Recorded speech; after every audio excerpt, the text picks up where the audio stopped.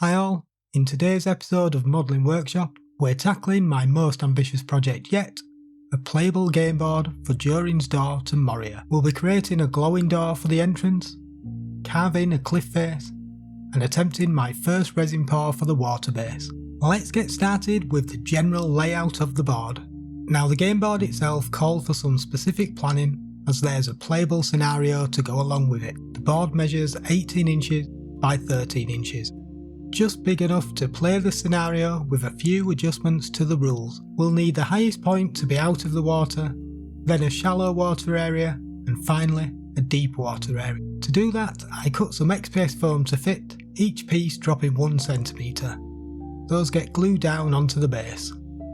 At the back of the board, we're going to be carving the cliff face.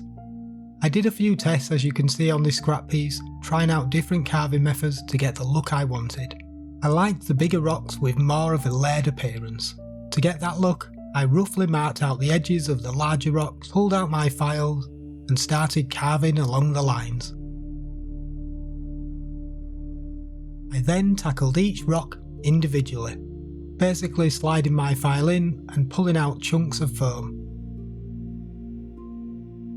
At the edges, I carved a little deeper, as if the water had been running down those channels for years, slowly eroding the rock. Just work your way around the rocks until they're all done.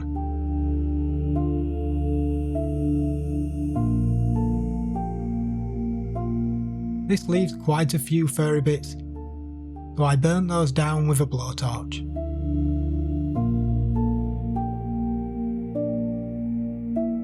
Some of the leftover pieces were made to look more like rocks, and those got stuck down onto the base, some to be fully submerged. Around the edges of those, I hot glued down some additional stone. Time for some sculptor mould. This gives us a more natural gradient and smooths out the sharp edges of the foam.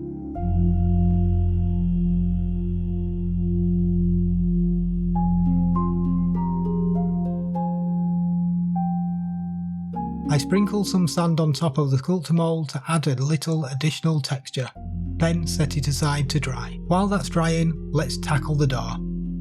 I knew I wanted a door where the writing would glow. This ended up being quite a challenge. I tried 3D printing a version with carved in details, but there's a lot of floating parts in the design, so it's not one solid piece. I eventually settled on painting a rock-like texture onto some cardboard and sticking that onto a sheet of clear plastic. After fiddling with the power settings, I put that into my laser engraver, just enough to burn through the cardboard without melting the plastic. Now, when I place a blue light behind it, we get a nice glowing effect through the engraving. Let's cut out a spot in the cliff for our door. Mark it and cut the hole with a hot wire cutter. Next, carve in the texture to match the cliff, and we can move on to painting. A layer of grey, few random shades of green, finishing with an all-over wash for the recesses, though the wash was way too strong and covered most of my nice green paint. And we finish off with a dry brush to add highlight. I knew I wanted the door to be removable during play, so I added magnets to both the back of the cliff and the door. That worked perfectly, leaving us with a door we can remove once Gandalf remembers how to get in there.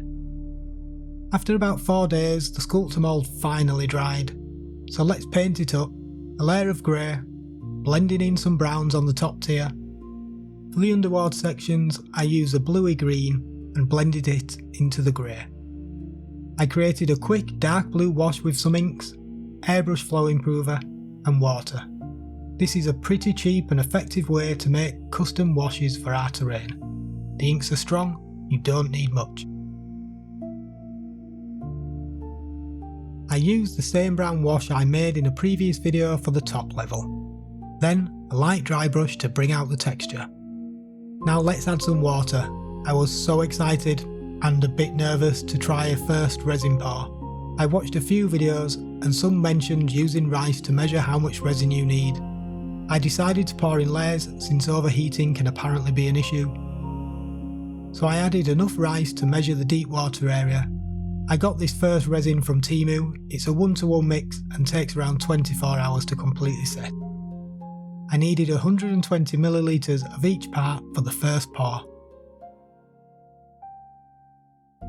I added a few drops of resin ink to make it blue, and a bit of brown to give it a murky green tone. Then it was time for the first pour.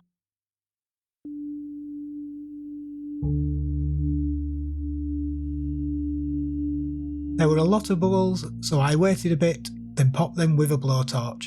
Extremely satisfying.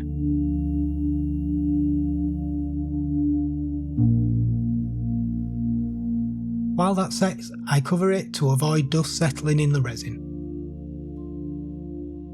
After about 4 hours, the resin starts to go tacky, a great time to add the next pour. I did the second pour way too late at night and had to set my alarm for 4 AM on a Sunday to get up and do that final pour. If that's not worth a like on this video, I don't know what is.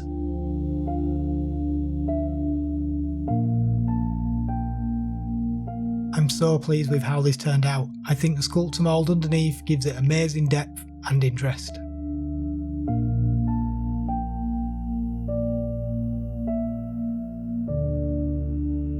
Okay, let's finish off this board. Some dry brushing for the dirt, and I needed a few trees to add to either side of the door, so I used the tried and tested wire armature method, covered in masking tape, then filler.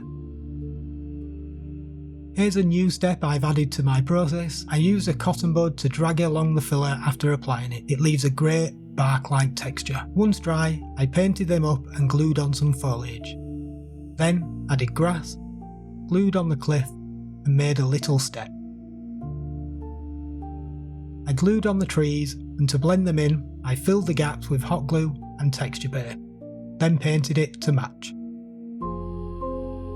To finish off the details, I added some dirty down moss and a bit of black pigment powder for the ambient shadows. Finally, I stuck on some grass tufts and painted the frame black. I couldn't be happier with this build. I've done my best to capture it on camera, but really, it looks even better in real life. Thanks as always for sticking with me through this one. If you liked it, leave a like or a comment. And thank you as always to my patrons. Until next time, happy modelling.